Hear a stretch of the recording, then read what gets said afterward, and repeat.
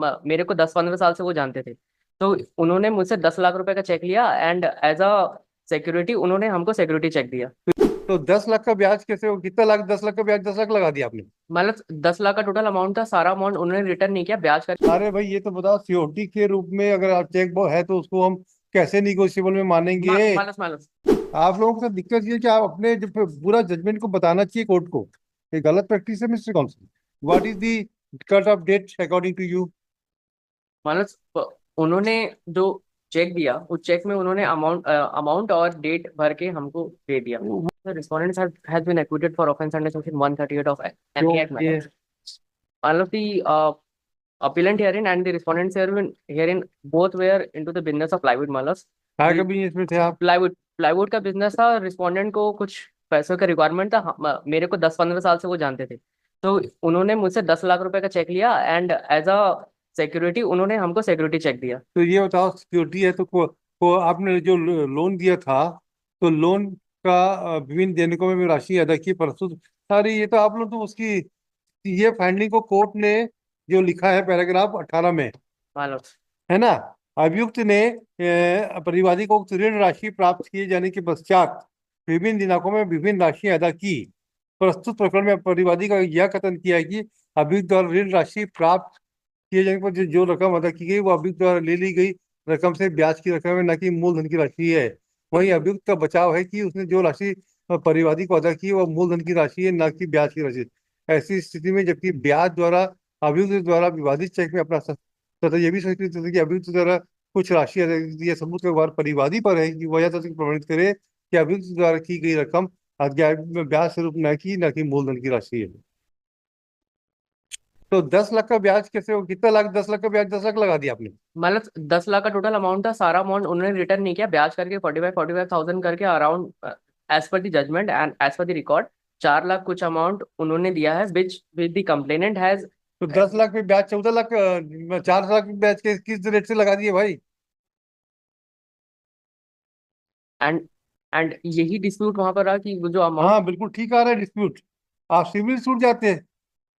But but मान लो the amount, वो जो the respondent has admitted the fact कि उन्होंने पैसे लिए हैं और पैसे लेके वो एज अ सिक्योरिटी उन्होंने चेक भी दिया है। तो सिक्योरिटी है, जब आप बार बार खुद ही कह रहे हो, तो सिक्योरिटी बट के लिए मिस्टर बट वो काउंसिल। बट वो amount it was not paid for many years and even after उनसे मांगने के बाद में भी उन्होंने पे नहीं किया, इसीलिए फिर मिस्टर सब्सिक्वेंटली काउंसिल, ये तो बताओ a case CO was launch. अरे भाई, ये तो बताओ, सिक्योरिटी के रूप में अगर आप चेक वो है तो उसको हम कैसे निगोशिएबल में मानेंगे? Minus it is a settle law minus settle letter कुछ नहीं ला। if a check has been issued as a security check वो कहाँ से होगा? हाँ, after the advancement of the loan, if a check has been issued as a security check, then that check will attract under the offense under section 138 of कहिए जरा NI कौन Act सा भी है। Manoj, para 18, relying on the earlier judgments of the Supreme Court, Manoj, अगर advancement of loan है उसके बाद सिक्योरिटी चेक दिया तो it will come under the offence of 138, Manoj. एक मिनट, आपका एग्रीमेंट दिखाइए तो जरा। मनोज एग्रीमेंट नहीं है मनोज। हाँ, फिर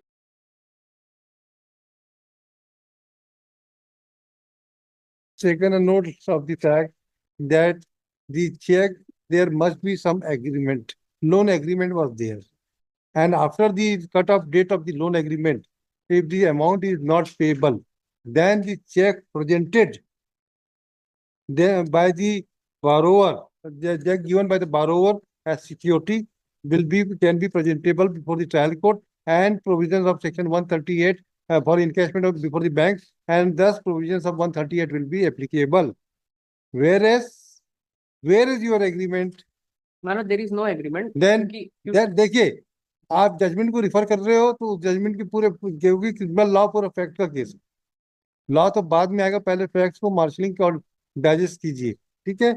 अब cheque is issued and when paragraph 20, आप 17 पढ़ा रहे जो ऊपर ऊपर की बातें हैं, मेन पर है पैराग्राफ 22 में पढ़िए। मालूम। आप लोगों के साथ दिक्कत ये है कि आप अपने जो पूरा जजमेंट को बताना चाहिए कोर्ट को। ये गलत प्रैक्टिस है मिस्टर काउंसिल। मतलब आई वाज रिलाइंग पैराग्राफ 22 पढ़िए। when a check is issued and is treated as security towards repayment of an amount with a time period being stipulated for repayment, that all that that it it ensures. ensures is that such check is issued as security cannot be presented prior to the loan or the installment maturing for repayment towards which such check is issued as security. हाँ हाँ, further would have the option of repaying the loan.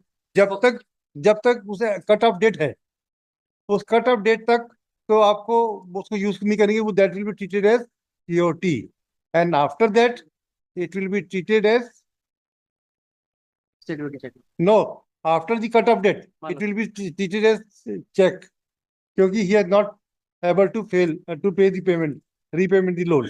Now in your case what is the cut off date according to you? मतलब उन्होंने जो check दिया उस check में उन्होंने amount और डेट भर के हमको दे दिया, वो how can you presume that the cut off date is being given? Because उन्होंने रिवर्ट नहीं किया ना, मतलब No, no, no. एक्सेप्ट किया है। नो तो बैंक स्टेटमेंट में आपका क्या क्या बयान हुआ है जरा बताइए। आपकी देखिए, क्योंकि एक एग्रीमेंट की कोई डेट होना चाहिए थी मतलब कि इस तारीख तक फलाना, जैसे एक पिछले केस में आया था वो मनीष ठाकुर के केस को ना एडमिट कर लेना, जो हमने अभी बढ़ा दिया था ना। अब इसमें बताइए आपकी क्या थी कट ऑफ डेट? चलिए, कोई म्यूचुअल एग्रीमेंट था, म्यूचुअल रिटर्न में नहीं है, whether any cut off date पास आपके एविडेंस में आया क्या कि इस तारीख को तक हम पेमेंट करने के लिए हम लोगों ने आपस में तय किया था? मतलब एज पर द एविडेंस जो जो चेक जो हमें प्रोवाइड किया गया था वो चेक में अमाउंट मेंशन, क्या एविडेंस पढ़ के बताइए जरा, मतलब एविडेंस पढ़िए, उन्होंने उन्होंने एडमिट किया है कि वो जो एविडेंस पढ़िए ना भाई, आपके जो कह रहे हैं उसमें एविडेंस पढ़ के बताओ तो सही हमको। मतलब पैरा 3 में उन्होंने पर्टिकुलरली डेट नहीं मेंशन किया है, बट उन्होंने बोला है कि एज अ सिक्योरिटी हमने उनको प्रोवाइड किया है। सिक्योरिटी का तो खत्म ही हो गया, लग इवन नहीं रहा आपके केस में एकदम। इवन इफ द सिक्योरिटी, मतलब I will address on the issue कि अगर एग्रीमेंट नहीं है then also whether security can be yes attracted and the case can be made out. Yes, बताइए बताइए। I will address on this issue in the next week, मतलब इसको next week में मैं इसको एड्रेस कर दूंगा। If the agreement is not available, then also you can Yes, sir, you are right. Counsel for the applicant would submit that he may be given 2 weeks' time to make submission whether in absence of any agreement or any cut-off date mutually agreed between the parties, when the security can be converted as liability, a security check can be converted as a liability to attract the provisions of Section 138 of Negotiable Instrument Act. List after 2 weeks. मतलब